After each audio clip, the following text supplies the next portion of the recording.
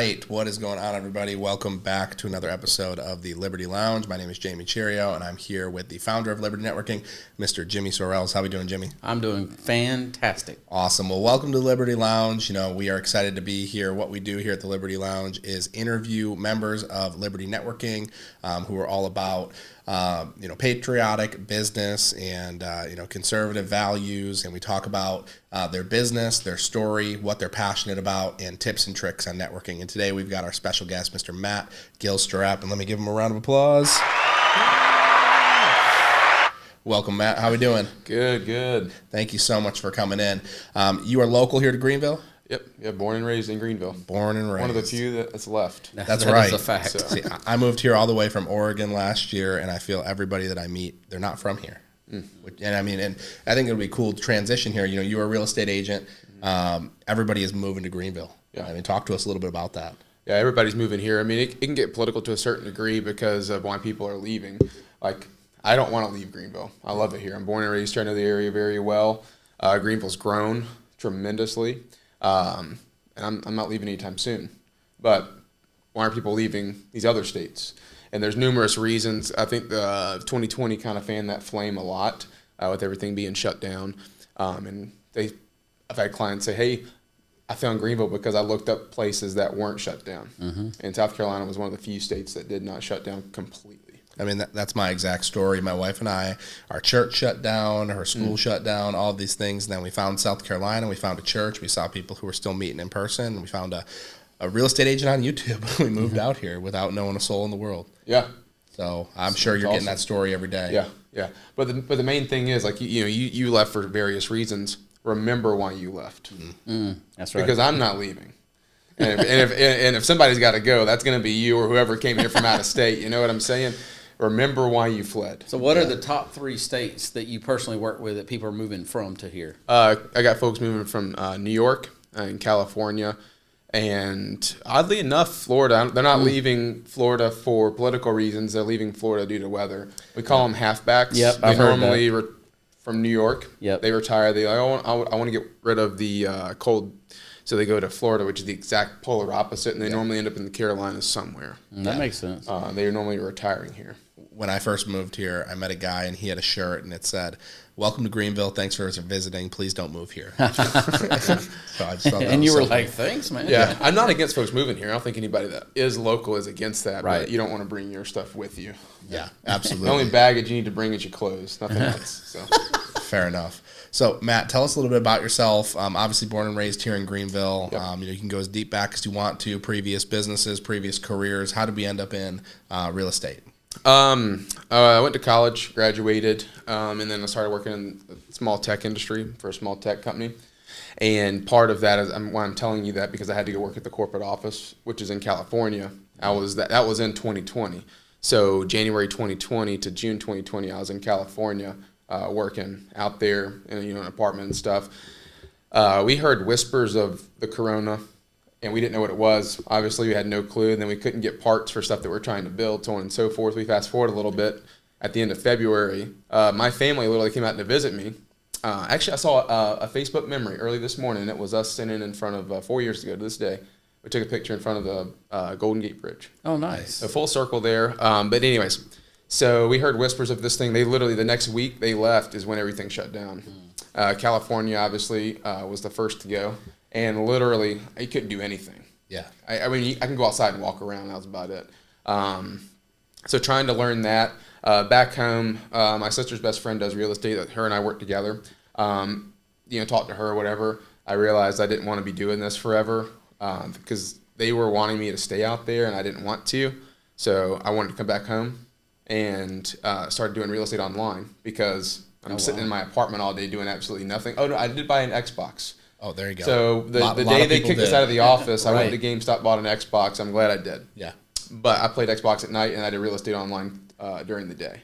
How do you do real estate online? I feel like that's just kind of like, that blows my mind that, the pandemic took so many things online. Like, I'm in insurance, and it was unheard of to do insurance online. It was only across your kitchen table, and now we're talking about real estate online. Like, what does that even look like? Let me clarify. I didn't clarify that. Real estate online school. Oh, online Yeah, school. because you take 90 hours, 60, and then a 30-hour course, and then you have to pass that. And then I had to come back and get licensed. I see. So that was online schooling. How hard was the exam? I took it 3 times, but you take a federal and you take a state. I passed the state on the first go. The federal, it took me 3 times, which is, it's 4 years ago, so I'm okay. I'm licensed, fully And you licensed, don't have to take the exam again. Do you just have like continued education? Yeah, moving so forward? every 2 years you have to take continuing ed class, 10 hours. So I'm actually coming up on my second time doing that, so I got to do that. But I do it all online still. Nice. But in doing all of that, because I just didn't flip from the tech industry going straight to doing real estate. I worked for a little bit. I did like freelance stuff. I would draw up house plans for a local builder, and that kind of fell out for various reasons. So then that kind of got me interested in doing real estate. Okay, and you are a buying and selling agent. Mm-hmm. Yeah. So if you want to buy or sell any real property, whether it be commercial, land, or residential, I'm here to help you. Also, I've got some clients that are doing like commercial lease options as well. And so digging into that. Is that only in the upstate, or where do you typically can work and help people? Anywhere in the state, technically speaking, but I'm not trying to drive to Charleston. Right. I'd refer that out because obviously too, for me, I don't want to drive that far. Yeah. Unless I'm buying a beach house, I'll drive that far for me. That's right. I'm not trying to sound selfish, but also if I'm representing you, Jimmy, and you're wanting to buy a vacation home, I don't know the market down there. That's true. The market in Pickens is different from the market in Greenville.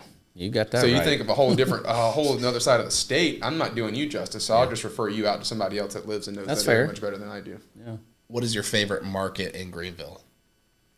I don't know if you say favorite market. Like all the different sides of Greenville. I'm still learning. Areas. Like areas. Areas. Sorry, I thought you meant like my niche clientele. No. That's so what's your favorite neighborhood around Greenville to sell in? Well, I'm born and raised in the Furman area. Okay. This is a hill that I will die on.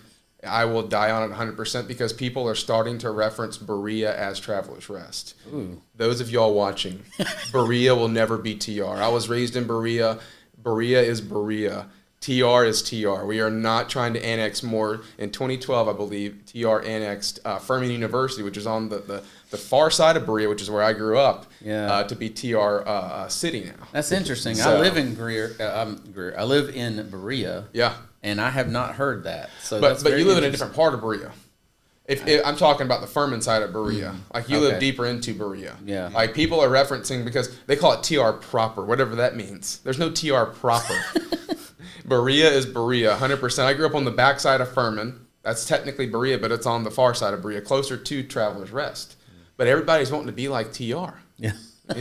Berea's Berea. Maybe you need to start a township of Berea, Jimmy. That's your next business venture. Brother, I ain't got time for that. I ain't got time for that. Yeah. I love it. But to answer your question, sorry. So north of downtown Greenville, I'll go anywhere in the upstate. I have had plenty of clients that they're down in Malden area and everything, but I know north of the city very, very well.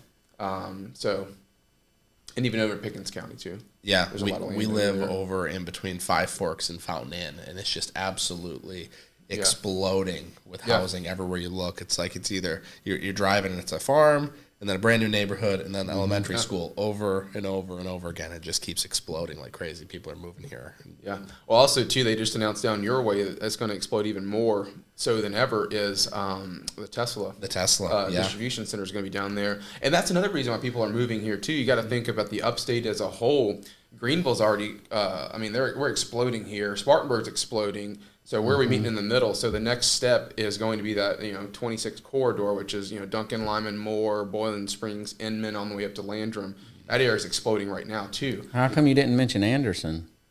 I've actually helped clients in Anderson, but it's not exploding. No, not yet.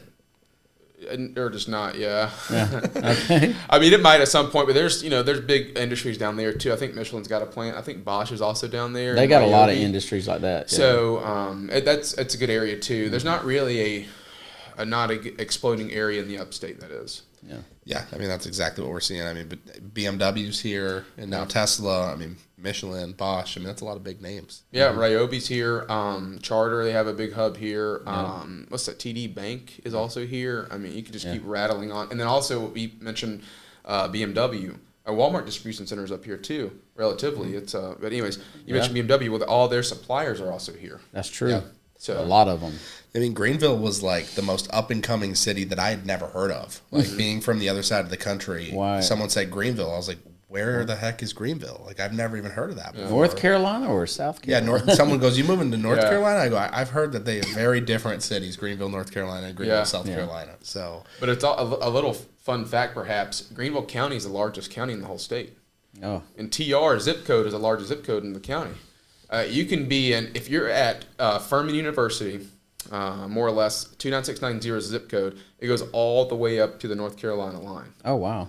If you were to travel the whole county from tip to toe, it'd probably take you, I don't know, hour 20. yeah, So it's crazy. Wow. It's massive. that's incredible. And then with that too, the terrain is different too. I live up, I'm not going to call it the mountain by no means, but we have gorgeous mountain views and everything. Not much flat land is up there. There's still flat land, but down where you are, it's really flat and it's still pretty. It's just crazy in such a condensed county about the terrain difference. Yeah. Yeah, absolutely. So, talk to us a little bit about maybe some different lessons that have been learned on the journey, whether that be, breakthroughs that you've had, skills you've had to learn, mentors you've had to find. Like, what were things that, if someone's watching this right now, it could be, real estate tip, general business tip, things that you've learned that were really helpful for you on the journey. Yeah, so first starting out, with any job, you have to rely on certain people. So I relied a lot on Kirby. She's the lady I work with. And because she was doing it 4 years before I was. Oh, wow. So she was doing it a little bit longer. It's good to have a mentor and a coach, yeah. Yeah, and someone just kind of help you, encourage you to push along. The hardest part was starting out, literally, because you have 0 leads. You have no business at all. So for anyone looking to get into doing real estate, definitely I started out trying to do it part-time. It is impossible. So I took that leap of faith, live on my own. So I have to, make sure I have money to support myself. So it was a huge leap of faith. But anyways, you can't do it part-time. If you try to do it part-time, you're not doing yourself justice and you're not doing your clients justice, which is even more important. Wow. So with that, you have nothing to start with. So you literally have to grind and just get leads any way you can. And you feel like you're grasping for straws, and that's what you're really doing. A lot of folks like myself, when I first started, I looked at Zillow and looked at for sale by owners. We call it FSBO for short, FSBO, and just started calling them. You get told, because they basically think, hey, Matt, I can sell my house on my own. I don't need you. I don't want to pay you. Right. Because the seller is the one who pays the realtor commissions. The buyer has their own closing cost. And they want to, which is fine. Everybody wants to save money. I'm not against that. But they don't fully grasp it or understand it. I've worked with for sale by owners from the buyer's perspective. And I feel like I'm working 2 persons' job but getting paid once. Wow. I don't mind because it's for my clients, obviously. I still get paid at the end of the day, not as much as I should have gotten paid, but it's fine. But you just call people. And you're going to get told, so Jimmy's trying to sell his house, right? He says, Matt, I can do it on my own. That's what you tell me when you put it on Zillow for sale by owner. That's fine. I'll call Jimmy, and he's probably going to tell me no. Well, eventually you're going to get somebody that's going to say, you know what? I will entertain you. Come meet me at my house, look it over, and tell me what you think we could list it for. And at that point, you are literally going on a job interview. And one thing that I thought about after doing this was that every day is a job interview. I'm not going to try to say I'm selling myself, because also I'm interviewing Jimmy. Jimmy and I may not work together. I had to dump clients in the past. Yeah. And they were around the $1 million budget looking at homes. I had to dump them. We were not working well together. And I had to dump several other clients too, because my time's valuable. Your time's valuable. If we're not working well together, then we need to part ways. So I got something to add. So you're talking about taking care of your clients and all this kind of stuff. Where do you see the future of this flat rate real estate, business? You know what I'm talking about? Where you pay a company like $1,000 and they list your home and they sell it. Do you think there's a future there? Are you concerned at all? I mean, there's some major companies out there I won't mention, but it's fine. They offer that type of service, and it's a way to cut costs for the seller. But the thing is, they're not local. Yeah. They all they look at is the computer and what the computer outputs. So why is that important? If you're trying to sell your house, I want somebody that knows the area.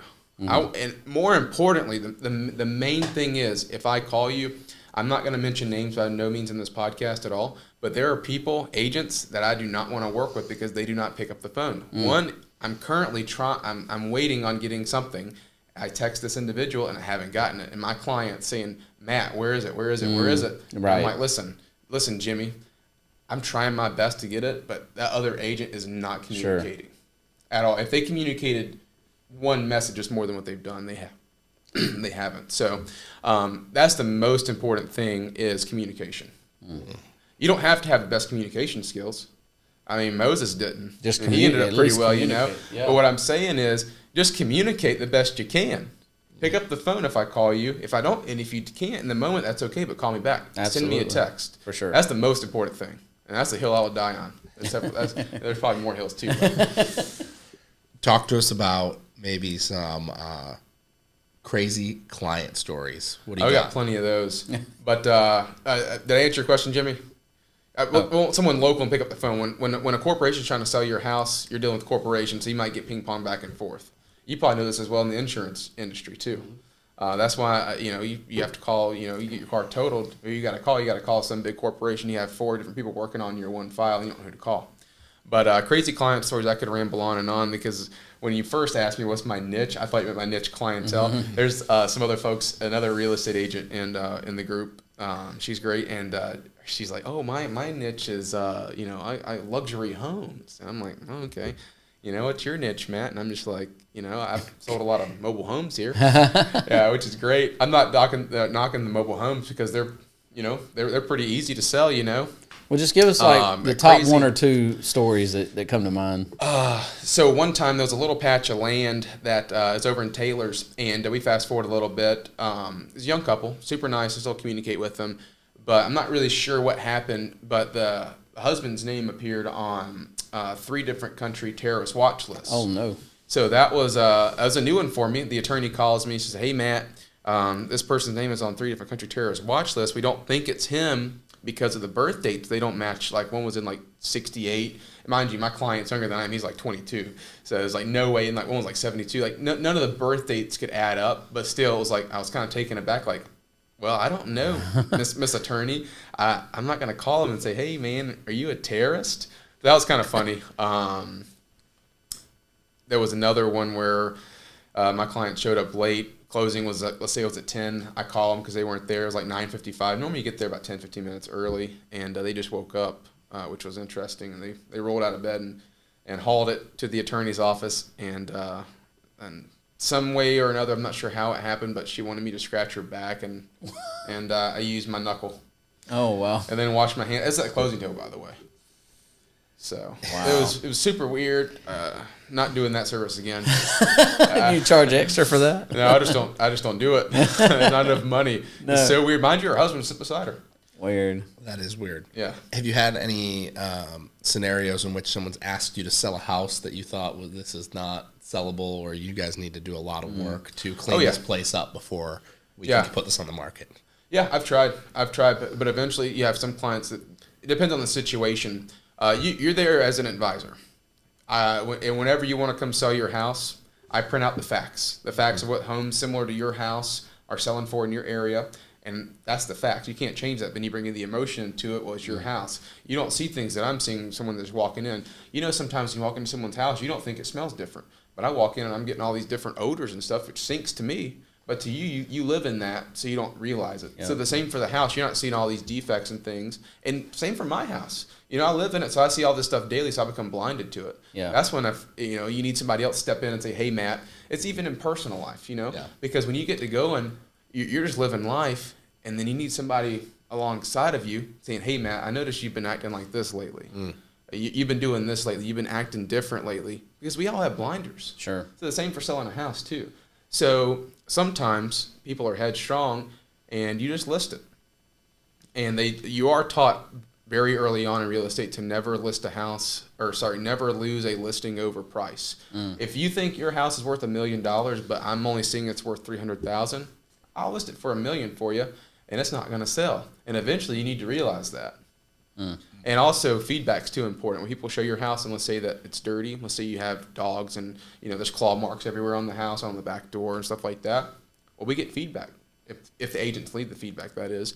And then ideally, you would take the feedback and respond positively to maybe clean up the house, maybe put the dogs up, stuff like that. That's good. Good advice. Tell us something interesting about you that maybe nobody watching this podcast would know. I'm not that interesting of a person, believe it or not. Never actually dated at all, but I'm getting married in like a month. But you are dating her currently. Yeah, I'll also continue to date her after we get married. Yeah, good. So just to clarify that. Good advice. But I never really dated in the past. So you're marrying the first woman that you dated, is what you're saying? I mean, pretty much, yeah. That's awesome. So I'm excited about it. She's That's excited. good. She's similar as well. Is she smarter than you? Oh yeah, obviously. He said obviously. Yeah. That's So- awesome.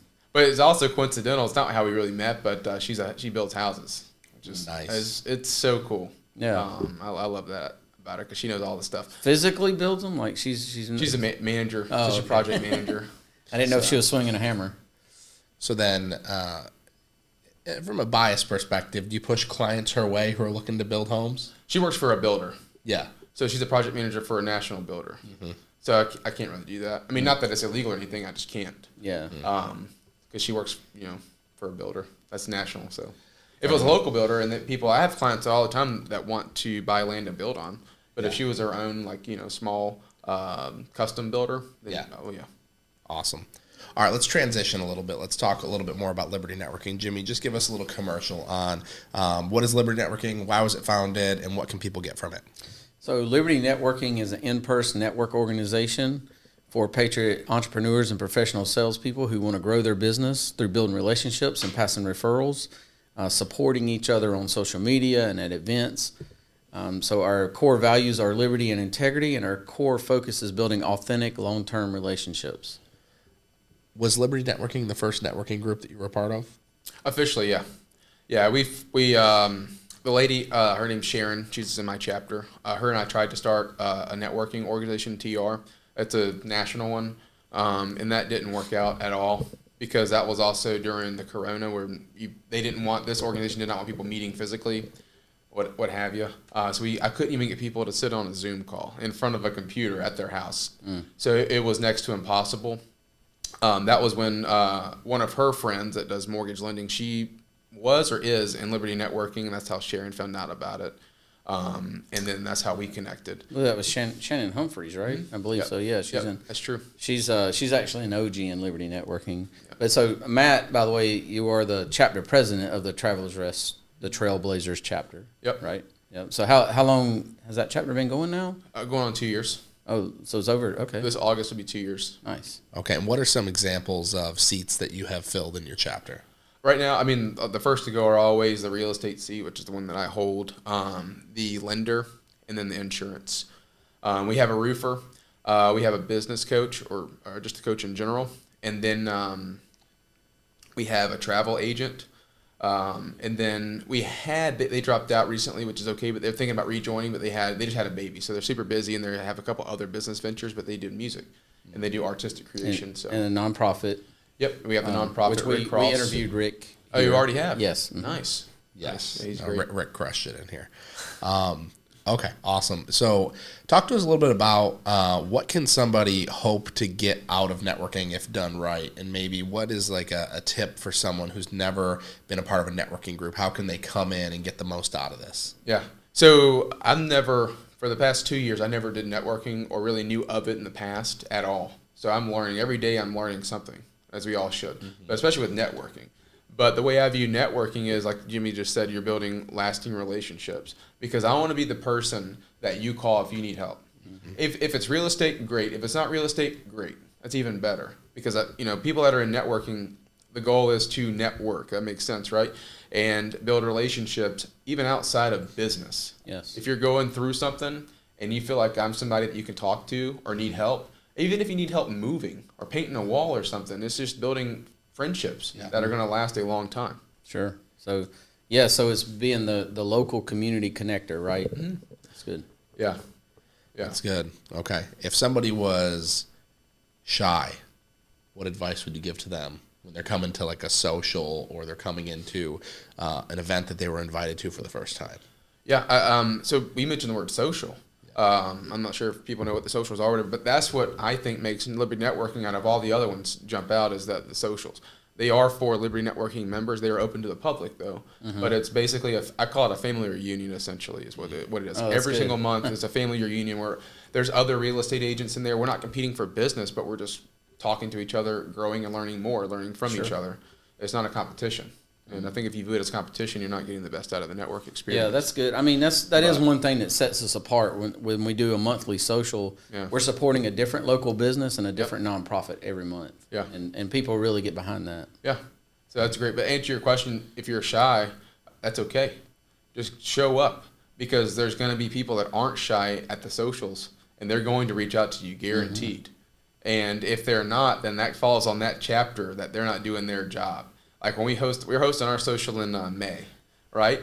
So I'm making sure that my entire chapter is going to be there, be present. And if they see somebody kind of off to the wayside or something, hey, Matt, I need you to go look at that person and introduce them. Make them feel comfortable. Make them feel welcome. Yeah. Yeah. No, that's powerful. I mean, because like once you get to know me a little bit better, like I'm a pretty social guy, but even my first social I came to, like I'll never forget, Jimmy looked at me. He's like, dude, you shy or something?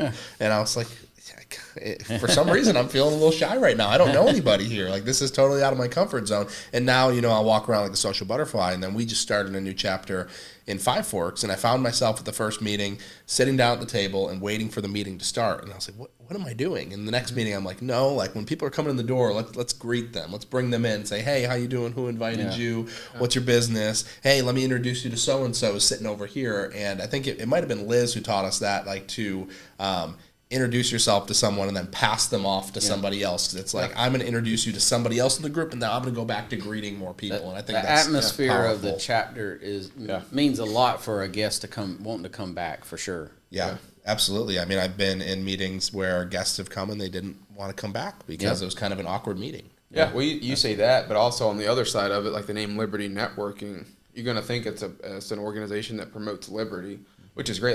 That's what the country was You would founded think, on. man. I've gotten all kinds of responses, but yeah. But what's great about that is, though, it sets that expectation. Sure. For whatever reason, I don't know why, but people do not like to talk politics. yeah. And I mean, they don't like to talk about politics, but then they try to make everything political too. Right. Which it doesn't make sense. But then at that point, what are we going to talk about? Well, I tell people, we can't even talk about the weather without people getting political. At this your point. faith and the politics are the two most important things, and that's the things people don't want to talk about. Yeah. Right. Yeah, and that's why I think it's the expectation up front is, when you're reading the mission statement, it talks about, we operate with liberty and code integrity. And then also we're a faith-friendly organization. I think I got that flip-flopped, actually. No, that's right. Yeah, we're faith-friendly and liberty and integrity. That's what we focus on. And that's the thing. Like, Liberty Networking is not for everybody. And I'm okay with that. Yeah. If it's not a good fit, and that's fine. There are 1,000 network organizations in this area.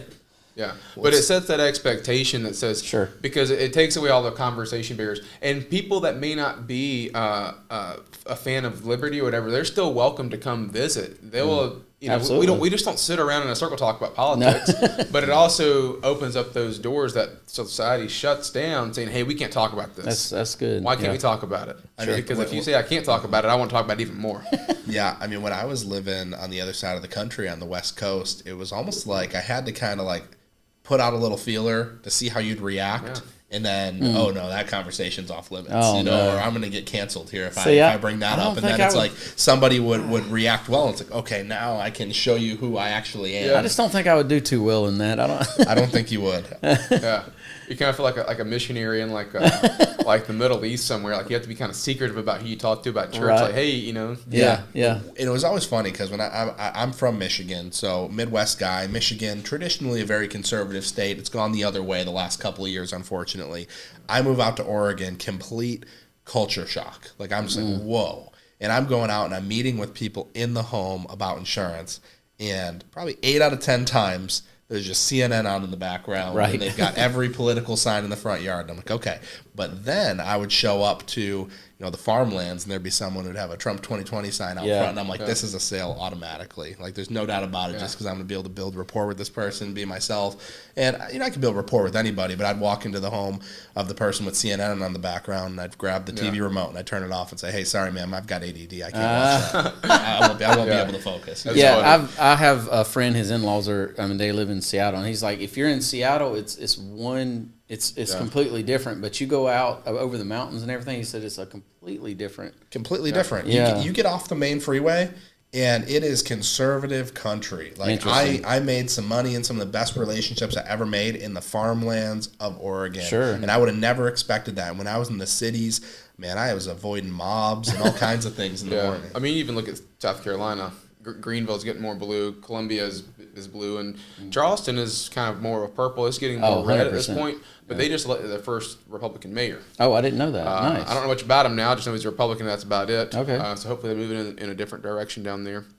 But I tell you, you mentioned the flags and this and that or whatever. I think that's the most beautiful thing, though.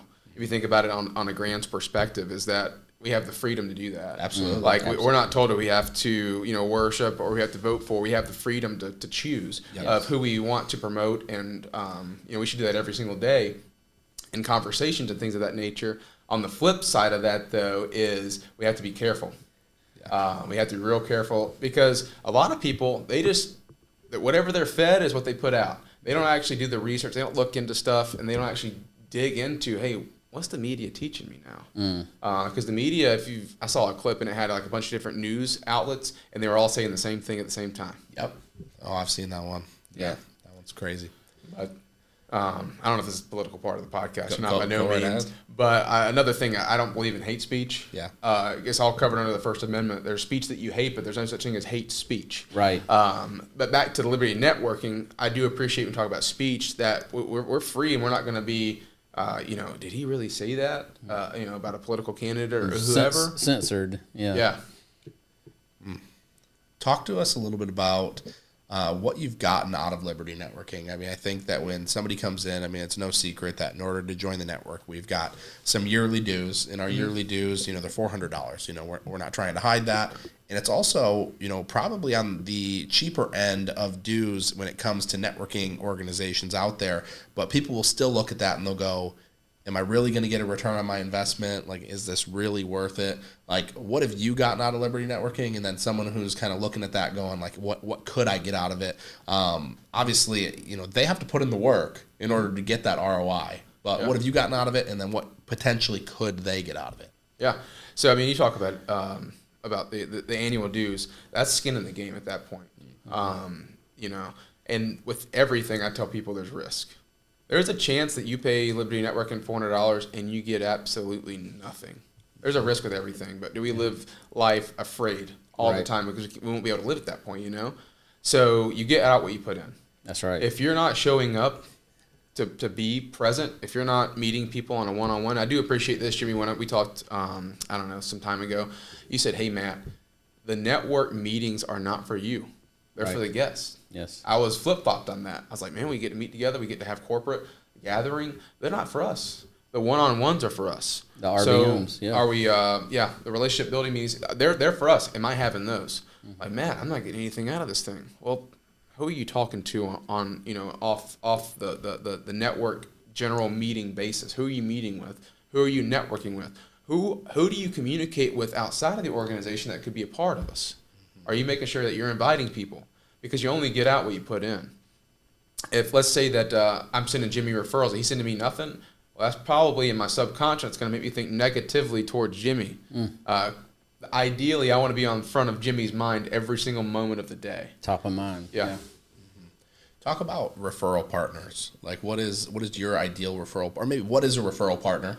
And then what is your ideal referral partner? So referral partner is just somebody you work really close with that is not in your industry. Industry is specific industry. But you have a target audience. Yeah, referral partner is not another realtor for me. Yeah. I don't seek out other realtors because at that point it doesn't make sense. But you seek out lenders. The agent and the lender, they go hand in hand. For sure. And that's why they get out so quick. You think of anything that deals with property, that's a referral partner for me. Yeah. So you need to insure your house. So that's a referral partner for me.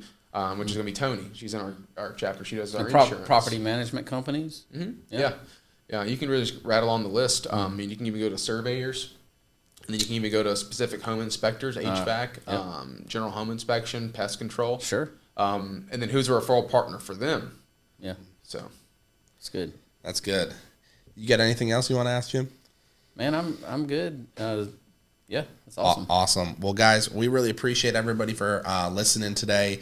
We will continue to have more guests inside of Liberty Networking from different industries that are going to share their insights and how they've done well in business and how you can, be the best in business that you can possibly be. And we're going to continue to share, our views unapologetically and, welcome anybody with any opinion here onto the show. So we appreciate everybody for watching. We hope everybody has an amazing day, and we will see you next time. Bye, guys.